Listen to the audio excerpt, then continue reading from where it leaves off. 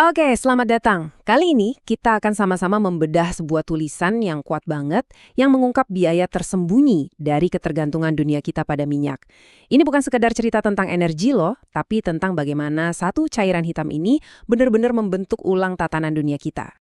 Nah, tulisan ini dibuka dengan sebuah gambaran yang sangat puitis. Coba deh, kita bayangin sebuah dunia di mana lautan itu memberi kehidupan, tanah menumbuhkan harapan, dan manusia hidup dalam keseimbangan yang sempurna dengan alam di sekitarnya.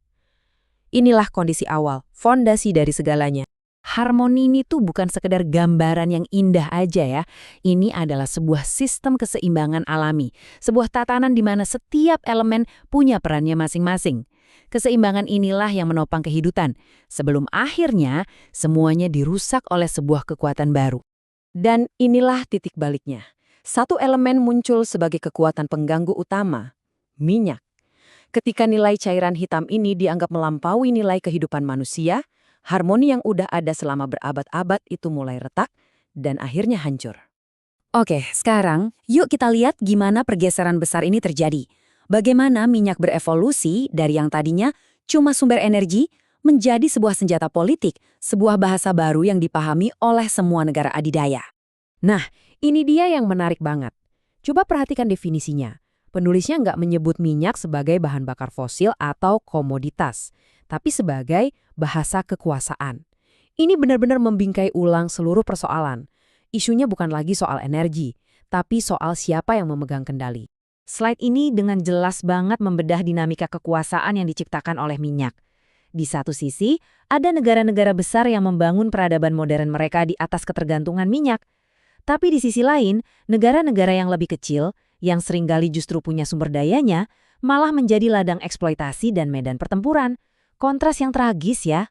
Sekarang mari kita beralih untuk melihat konsekuensi nyata dari perebutan kekuasaan global ini. Karena harga yang harus dibayar itu mahal banget, baik bagi kita sebagai manusia maupun bagi planet ini. Ini poin yang krusial banget. Konflik perebutan minyak itu seringkali merupakan perang yang senyap. Perang yang tidak dideklarasikan secara resmi, tapi dijalankan dengan cara-cara yang jauh lebih terselubung.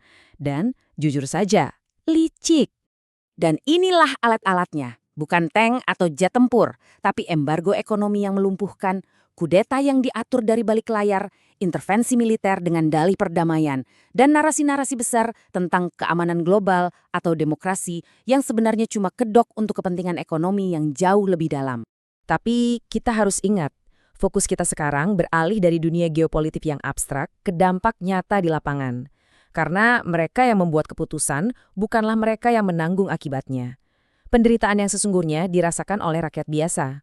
Dan kutipan ini, wow, benar-benar merangkum tragedi itu dengan sempurna.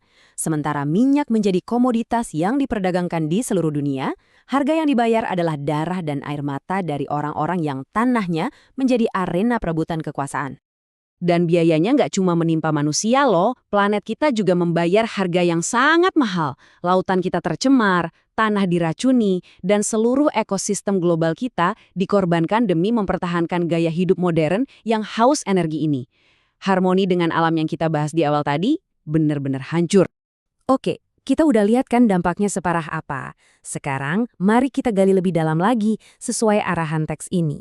Kita akan coba melihat melampaui minyak sebagai simbol untuk menemukan apa sih akar masalah yang sebenarnya.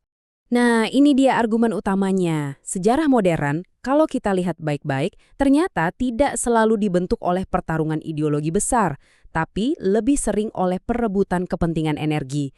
Politik global pada dasarnya telah berubah menjadi sebuah arena transaksional. Dan disinilah puncaknya. Minyak pada akhirnya hanyalah sebuah simbol. Masalah yang sesungguhnya, krisis yang sebenarnya, menurut penulis ini, adalah krisis moral dan etika. Ini semua tentang hilangnya nilai-nilai kemanusiaan dalam politik global yang digerakkan oleh keserakahan.